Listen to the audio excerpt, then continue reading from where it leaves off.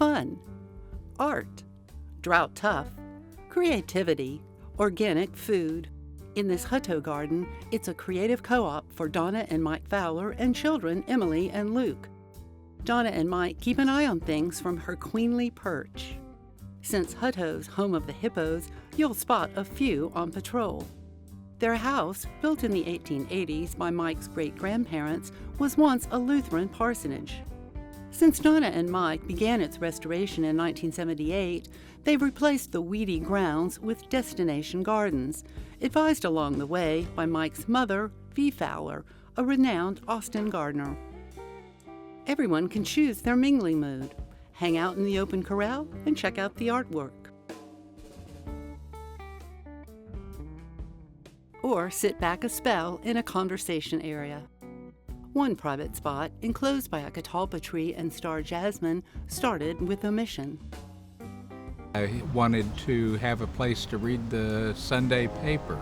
The catalpa tree provides this total shade. It's like the roof to this little room. So I had to figure out what we could grow that was in the shade. And then from there, Donna got deployed through her DMAT service to Katrina, and while she was gone, I did another area.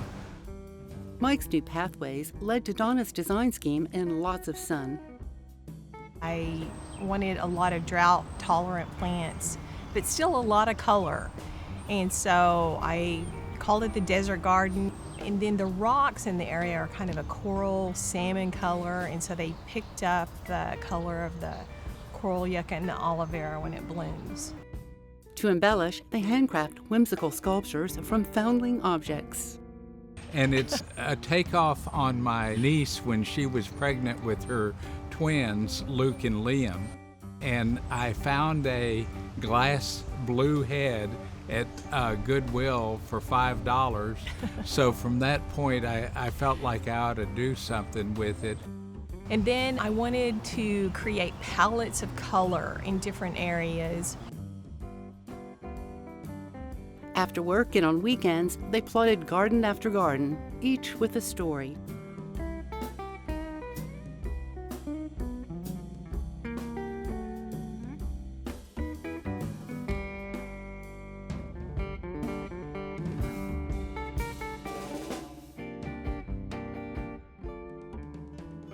The Zen garden initially started because we had a drainage issue in that area. So we decided to dig a French drain and fill it with crushed glass. And the way it wove through that section made it look very river-like. And then in the pool of glass, then we stacked rocks. The stacked rock look is so beautiful to me, and when we were in Hawaii, we saw a lot of that. A meditative garden has become a Hutto venue for dedications, poetry reading, and musical performances.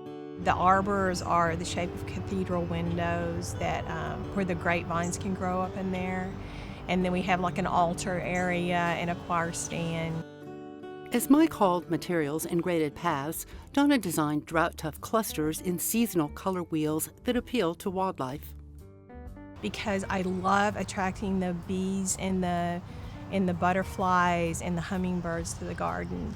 And I want them to feel safe and happy and have lots of nectar and water and everything.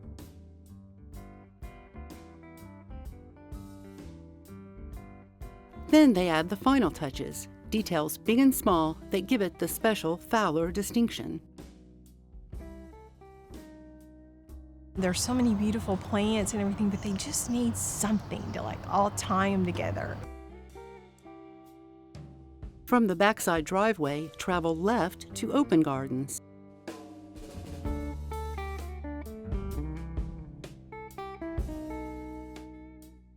Travel right through a gate to a narrow thoroughfare. But keep an eye out for the unexpected, since we're now in Hippo Valley. You can meander through Hippo Valley and see the hippos in the hippo universe. That area is covered up right now with wildflowers. The Indian blanket has pretty much taken over.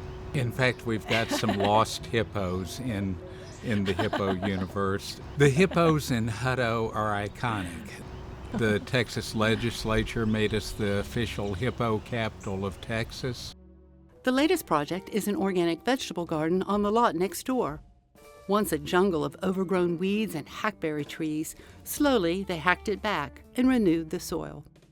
Pretty much every evening I go out and just collect whatever is ready to eat. Of course, this isn't your average vegetable garden where Donna planted flowers to invite pollinators to her crops.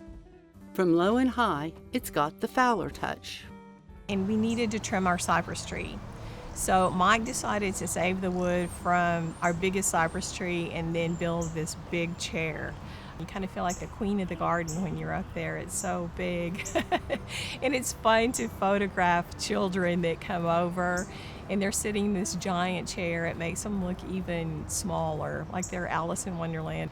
I made the garden, the vegetable garden, into like a sort of a cross design with the little side beds. And so when I was dragging the hose around trying to water it, it was crossing over my beds and tearing up my plants. With rebar and recycled dishware, Mike made function funky.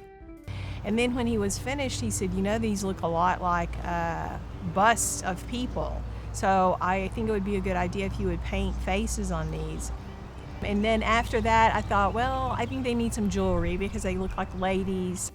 I always wanted a garden club in Hutto, so now they're ladies at the garden club. Son Luke is adding the ultimate structural feature. Luke wanted to do that as a tribute to his American Indian heritage. Everyone joined the family project of fish sticks.